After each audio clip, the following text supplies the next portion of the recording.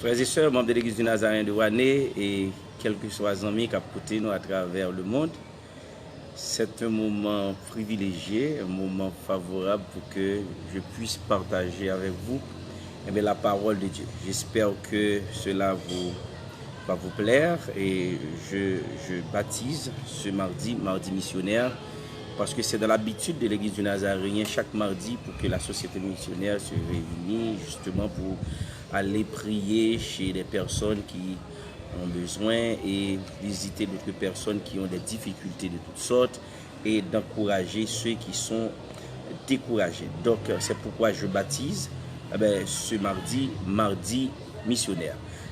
Pour commencer, nous allons ensemble, moi et Christelle, que vous ne voyez pas et qui ne peut pas être paru sur l'écran, on va chanter ensemble « Jésus te confie une œuvre d'amour ». Jésus te confie une œuvre d'amour, utile et bénie jusqu'à son retour. Cette sainte tâche, veux-tu l'accomplir?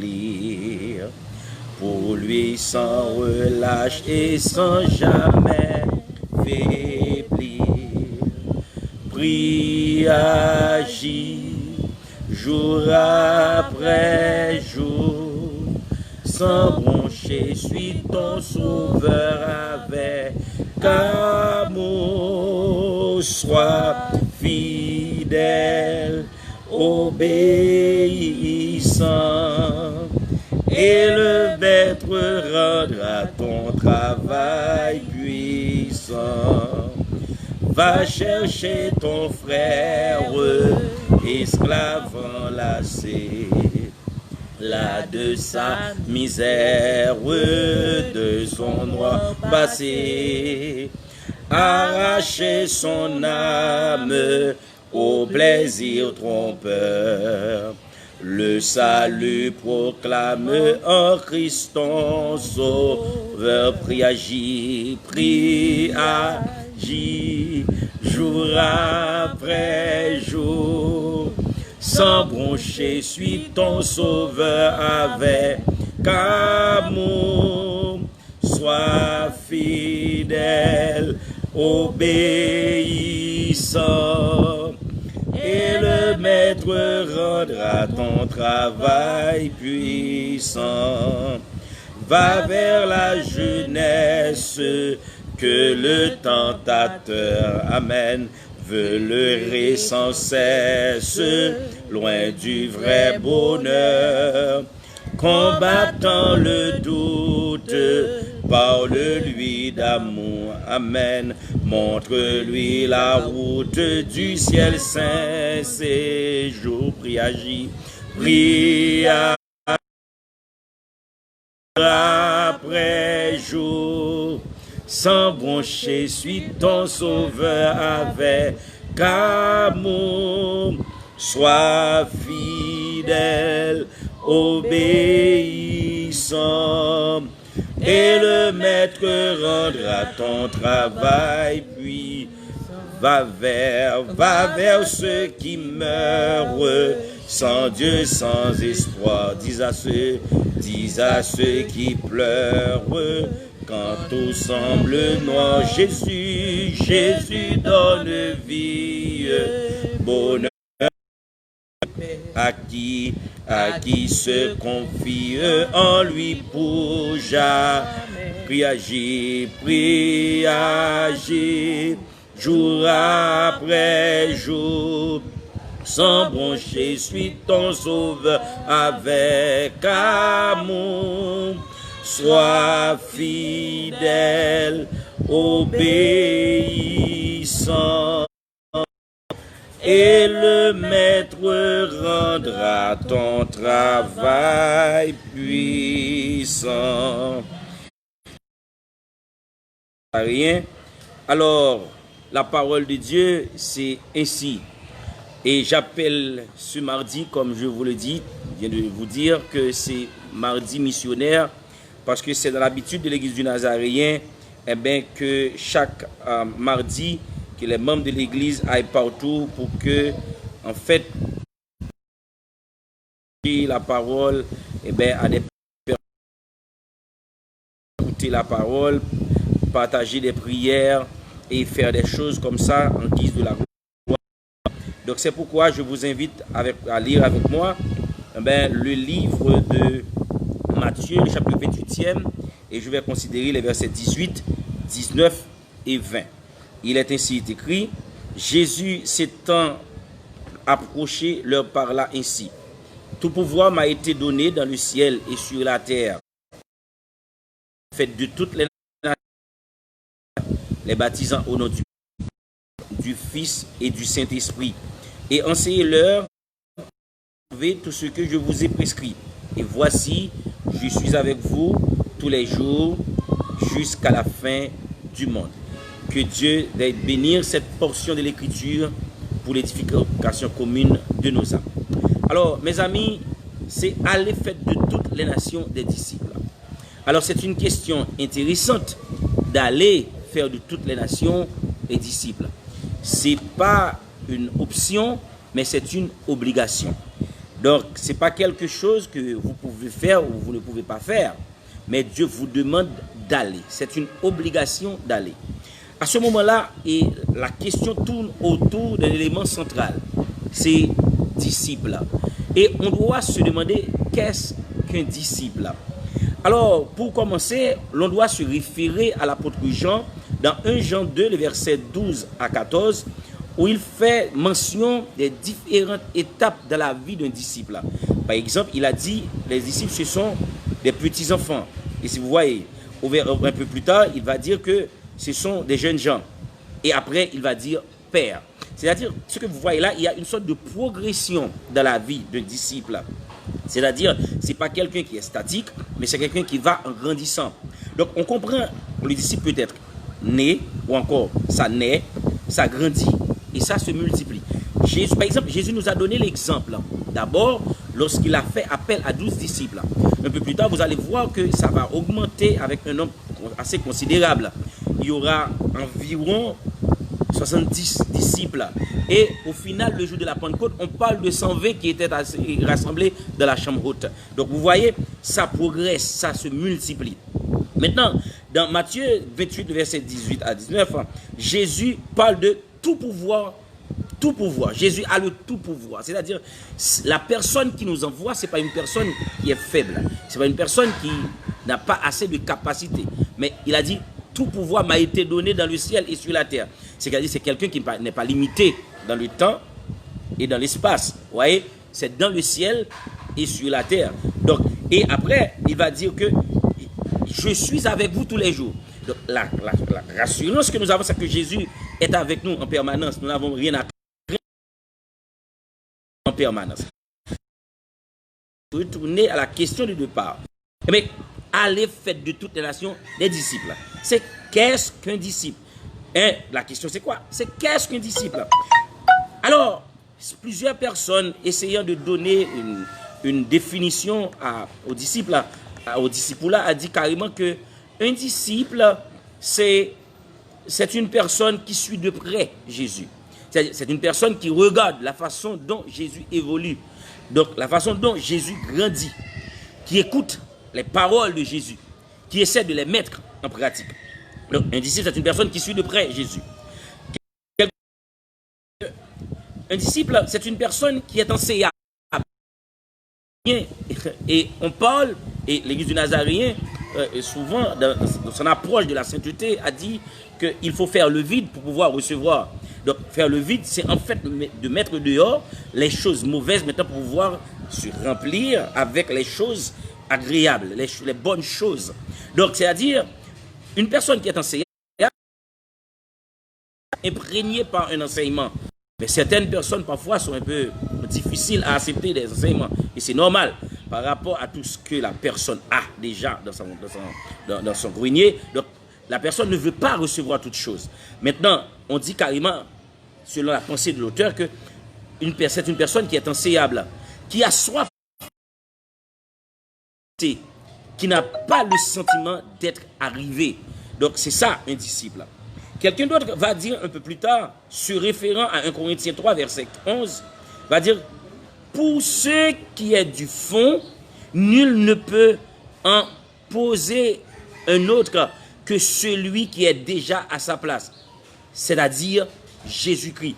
Donc à ce moment-là, on parle que Jésus-Christ, un disciple, est une personne qui a Jésus comme le fondement, c'est-à-dire qui voit Jésus comme étant la pierre angulaire, la pierre qu'on rejetait, ceux qui bâtissaient, est devenue la principale de l'angle. Voilà. Donc un disciple, c'est celui qui voit Jésus comme étant le fondement de toutes choses, sur qui repose le monde, sur qui repose la vie dans son ensemble. Donc c'est ça, mes disciples, mes amis. Donc, et ça continue. Donc, une autre personne va essayer de dire, qu'est-ce que c'est qu'un disciple? Il va dire carrément, c'est une personne qui vit et par la grâce de Jésus-Christ. L'apôtre Paul affirmait dans 1 Corinthiens 15, verset 10, ce que je suis à présent, c'est à la grâce de Dieu que j'ai droit. Et cette grâce qu'il m'a témoignée n'a pas été inefficace. Donc c'est une personne qui vit par la grâce de Dieu. Donc un disciple. Et enfin, en termes de définition pour les disciples, quelqu'un va dire que c'est une de ce qu'il est et de ce qu'il fait. C'est ça. Alléluia. Donc, c'est pourquoi je vous invite à être un disciple. Donc, certaines fois, on se demande, mais que faisons-nous ici? Est-ce que nous sommes vraiment des disciples? On se demande ça souvent. Quand on voit ce qu'on fait, quand on regarde ce que Christ a fait lui-même, et à l'opposé ce que nous faisons, ah non, est-ce que nous sommes vraiment des disciples? Mais en fait, Dieu nous a demandé pour que nous soyons des disciples. Et rien d'autre. Et parfois, il y a des personnes à l'église, des personnes qui viennent pour chanter, pour louer l'Éternel, pour exalter l'Éternel, au cri de la musique. Il y a le rythme qui fait bouger le corps, c'est un rond charnel. Il y a la mélodie qui bouge un tout petit peu avec un son très agréable. Ça, c'est pour l'âme, mais nous ne touchons pas encore Dieu. Nous allons toucher Dieu, c'est lorsque nous mettons des paroles dans les cantiques. Et maintenant, est-ce que les personnes savent pourquoi chanter? Et pourquoi chanter? Est-ce que les personnes savent quels sont les éléments constituants d'une chanson? Ce n'est pas le rythme, ce n'est pas la mélodie, mais ce sont les paroles. Alors, un disciple, c'est une personne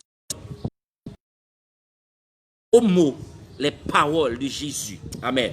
Et la mesure du possible de les mettre en pratique. Maintenant, le disciple-là, c'est héritage. C'est comme de génération en génération. En 2 Timothée 2, verset 2, et je lis pour vous, et ce que tu as en présence de beaucoup de témoins qui soient capables de l'enseigner à d'autres.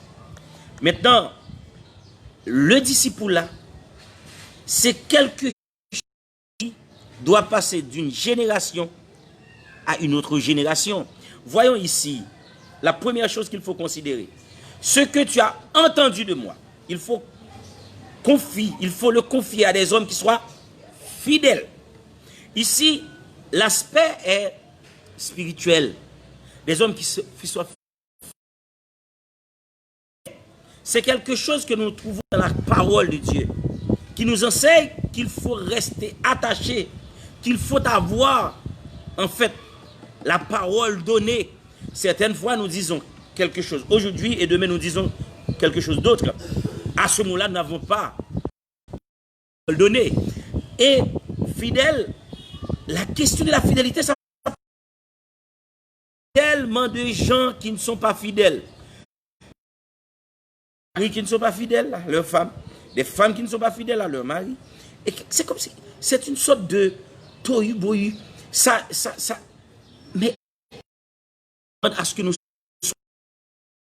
portée spirituelle. Ce que tu as entendu de moi, il faut le confier à des hommes qui soient fidèles.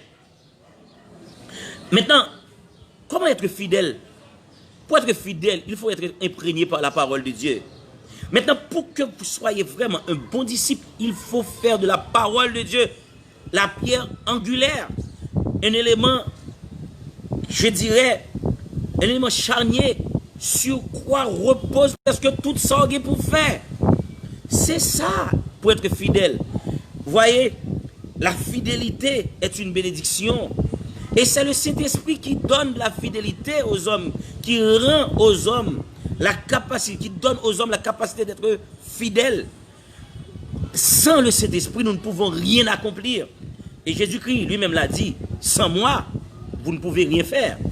Ce que nous pouvons réaliser et accomplir, nous pouvons réaliser lorsque nous nous mettons notre confiance dans la parole de Dieu. Lorsque nous faisons la parole de Dieu notre boussole. En fait, lorsque le serviteur de l'Éternel, Josué, devait prendre la relève, en fait, continuer la lutte à la place de Moïse, qu'est-ce qui s'était arrivé? Mais on s'est dit carrément que Josué a reçu cette parole. Ah, ne t'ai-je pas dit, fortifie-toi et prends courage. La première chose qu'il devait avoir, c'est le courage. Mais ça ne reste pas là. Et que ce livre de la loi ne s'éloigne point de ta bouche. Médite-le jour et nuit pour agir fidèlement selon tout ce qui est écrit. C'est alors que tu auras du succès dans toutes tes entreprises. C'est alors que tu réussiras. C'est-à-dire, quelqu'un qui veut être un bon disciple doit faire de la parole de Dieu son partenaire.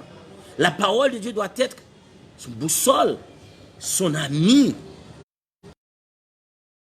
Comme disait le français. Donc c'est ça. Donc il faut passer du temps à la parole de Dieu. Mais la fidélité n'est autre qu'une portée spirituelle. Mais ça ne reste pas là. Il faut voir qu'il soit capable. La capacité, c'est tout autre chose. Vous voyez, certaines fois, on voit l'homme surtout l'église de nos jours, voit l'homme dans un seul contexte. Il y a un seul aspect qu'on voit dans l'homme. C'est l'homme que j'appelle l'homme spirituel. On néglige grandement le côté social de l'homme. Et l'homme ne peut pas être fonctionnel sans le côté charnel, sans le côté physique. Et bien, qu'est-ce qui se passe à ce moment-là? Et apôtre Paul nous réveille ici pour dire qu'il soit capable. La capacité est du domaine de... Et qu'il soit capable. Et l'exemple est clair. L'homme est tripartite. On dit que, pour certains, pour les gens qui parlent de la trichotomie, avec le corps, l'esprit et l'âme. Mais pour d'autres, c'est la dichotomie. C'est le corps, l'esprit ou l'âme. Mais dans les deux cas, il faut voir le côté où l'homme doit travailler, le côté physique. Il faut que l'homme soit en bonne santé. Il faut que l'homme soit bien éduqué. Comment transmettre la parole de Dieu si ça ne fait pas l'objet d'une connaissance? Donc, quoi enseigner? Il faut avoir une certaine formation pour bien enseigner. Voilà le problème. C'est que certaines personnes mettent de côté l'enseignement. C'est comme si on n'a pas besoin d'être enseigné. Il faut jeter ça très loin et finalement, on peut tout faire. Non, l'homme est tripartite. Les trois parties doivent être occupées, doivent être nourries pour pouvoir bien servir Dieu. La différence va se faire. Regardez, l'apôtre Pierre, l'homme ayant rempli du Saint-Esprit, le jour de la Pentecôte, a prêché l'évangile avec une telle onction. On dit que 3000 âmes est venue à la repentance d'un seul jour. C'était formidable. Mais écoutez, lorsque le Seigneur a besoin de quelqu'un pour envoyer quelque part d'autre, c'est-à-dire d'envoyer quelqu'un d'aller prêcher le monde à travers le monde, comme Dieu n'a pas choisi l'apôtre Pierre. La raison était simple. Parce que l'apôtre Pierre était limité. Limité dans ses bagages intellectuels. Eh bien, il a fallu que Dieu trouve quelqu'un très aiguisé, très éduqué, pour pouvoir envoyer à travers le monde. Il a fait choix de Pierre, de Paul, excusez. Et à ce moment, vous voyez, lorsque Paul est arrivé dans plusieurs endroits, il savait comment se comporter. Il savait quel langage qu'il devait avoir. Paul avait ce qu'on appelle la rhétorique. Il parlait d'une façon pour charmer les gens, pour pouvoir les attirer. Donc c'est ça une bénédiction, mes frères et sœurs. Parce que tout simplement, Paul était instruit. Donc, on peut même avancer avec l'apôtre Paul. Lorsque Paul est arrivé à l'Aréopage, donc Paul a eu un discours un peu philosophique. Il y avait une galerie des dieux, ce qu'on appelle une sorte de panthéon. Donc, il y avait tellement de dieux. Mais il y avait un Dieu qui est appelé un Dieu inconnu. Paul n'a pas brisé. Il n'a pas tout cassé. Il a utilisé sa sagesse pour dire calmement, écoutez, je vous encourage et je vous aime quand même parce que vous êtes très religieux. Vous voyez, vous avez beaucoup de dieux et c'est bien. Mais je viens vous parler de ce Dieu-là, le Dieu inconnu. Parce qu'à l'Aréopage, il y avait tellement de philosophes, des personnes tellement instruites. Il ne pouvait pas parler n'importe comment. Parce qu'il a eu assez de bagages intellectuels. Il savait comment affronter les personnes. Donc c'est une façon pour vous dire que si vous voulez aller ce que vous devez faire, vous devez vous instruire. Dieu. Vous devez vous laisser vous guider par l'enseignement. Il faut avoir une culture générale pour affronter les gens. Parce que vous n'allez pas être prédicateur seulement dans le milieu ambiant, dans votre localité, mais il faudra aller prêcher partout. Parce que l'idée est dit, allez faire de toute nation des disciples. Mais c'est de toutes les nations. Maintenant, comment rentrer dans une nation si on ne connaît pas, sa culture? Si on ne connaît pas certaines idées, comment approcher les gens. Donc c'est une façon, mes frères et sœurs, pour vous dire que, eh bien, il faut faire des efforts énormes pour pouvoir être capable de prêcher la parole de Dieu. Amen.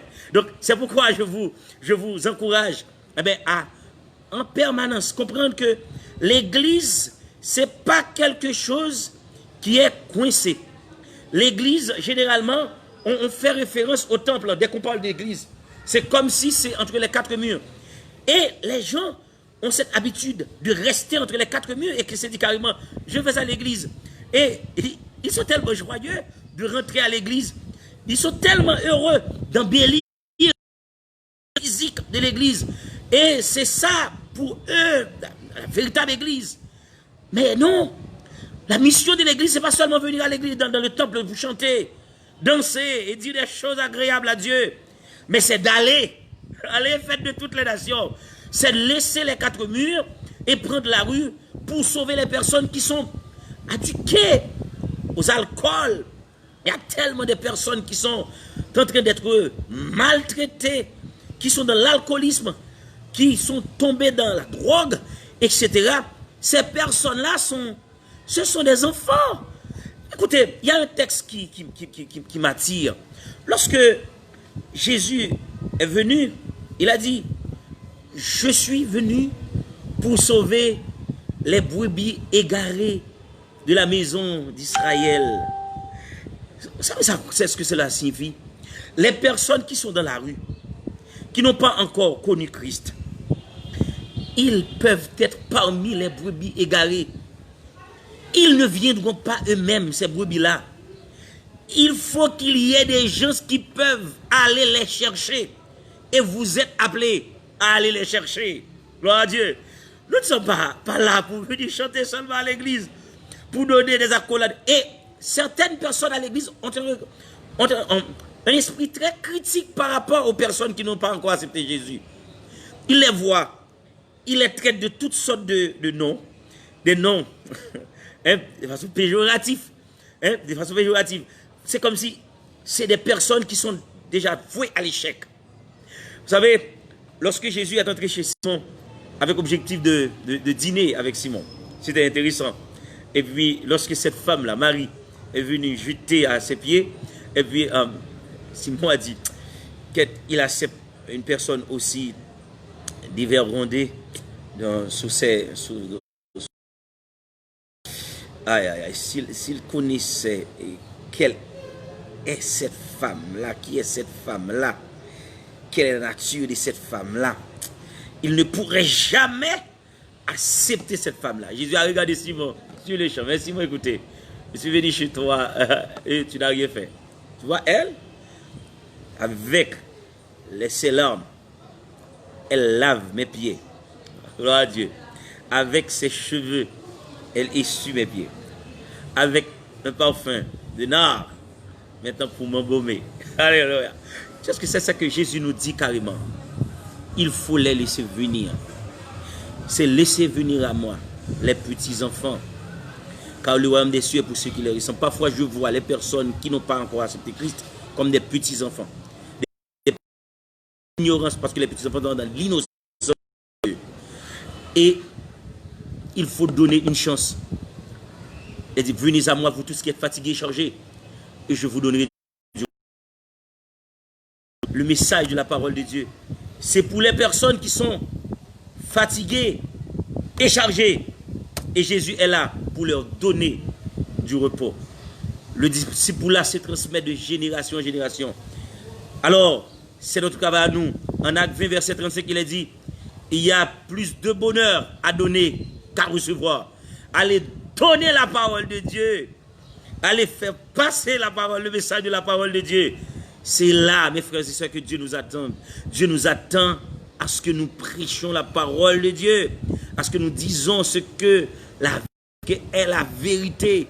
Parce que la vérité, c'est parce qu'ils ont entendu à la radio, à la télé, sur les nets. La vérité, c'est la parole de Dieu. Et Jésus lui-même l'a dit, je suis le chemin, la vérité et la vie. Nul ne vient au Père que par moi. Il faut tracer le chemin pour pouvoir conduire les gens vers Dieu. Gloire à Dieu. Parce que les disciples là, c'est de génération en génération, ça doit se transmettre. Donc mes amis, maintenant, c'est comment transmettre la parole de Dieu. Voyez, la lettre, une lecture de 1 Corinthiens, chapitre 3, versets 1 à 11, ça ferait l'affaire. Mais je n'ai pas eu assez de temps pour lire tout ça. Mais voyez, il y avait les disciples, d'une part. Vous voyez ça? Les disciples de Jésus-Christ, il était 12. Et un peu plus tard, 70. Un peu plus tard, 120 dans la chambre haute. Ok? Mais ça va donner naissance à Paul. Ça va donner naissance à Apollos. Il y aura quelques un peu plus tard. C'est-à-dire, c'est de génération en génération qu'on essaie de transmettre la parole de Dieu. Nous savons très bien que Jésus-Christ est le fondement, ouais, de toutes choses. Et c'est pourquoi moi, j'aime tellement Christ. Et je dis une fois que ma théologie, on parle de christocentrique quand on veut parler que l'évangile doit être centré sur Christ. Ouais, c'est christocentrique. C'est-à-dire que Christ est le centre de l'évangile. Une fois, je dis à l'église du Nazarène de Ouané, je crois que mon évangile est christique. Et certaines personnes viennent après pour me dire, mais qu'est-ce que ça signifie? Pourquoi dit-on christique? Je dis, mais non, voilà, c'est un jeu de mots. Mais christique, c'est parce que je veux dire que mon évangile est essentiellement Christ. C'est-à-dire, quand on parle des disciples, ce sont des personnes qui agissent sur la parole de Dieu, qui disent des choses concernant Christ. Mais Christ, c'est l'essence. Vous savez, dans le temps, on a dit que l'Ancien Testament, c'est une sorte de pédagogue pour nous conduire à Christ. Et Christ, c'est la vérité. Christ, c'est l'essentiel. Donc, c'est une façon de vous dire qu'il faut voir Christ comme étant le fondement, comme l'essence même de l'évangile. En dehors de Christ, pas d'évangile. Tout ce que nous faisons, Christ doit être l'élément central et la nature même doit être Christ. Que Dieu vous bénisse, mes amis. Et je suis content du fait que vous m'avez donné cette opportunité d'entrer dans vos petits appareils pour que je puisse parler avec vous.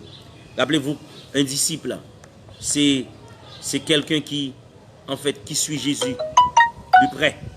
Un disciple, c'est une personne qui est enseignable, une personne qui a soif d'apprendre, de progresser, qui n'a pas le sentiment d'être arrivé. Un disciple, c'est une personne qui a Jésus comme fondement. Un disciple, c'est une personne qui vit dans sa grâce, dans la grâce de Jésus. Un disciple est une personne qui ressemble à Jésus dans ce qu'il fait et dans ce qu'il dit.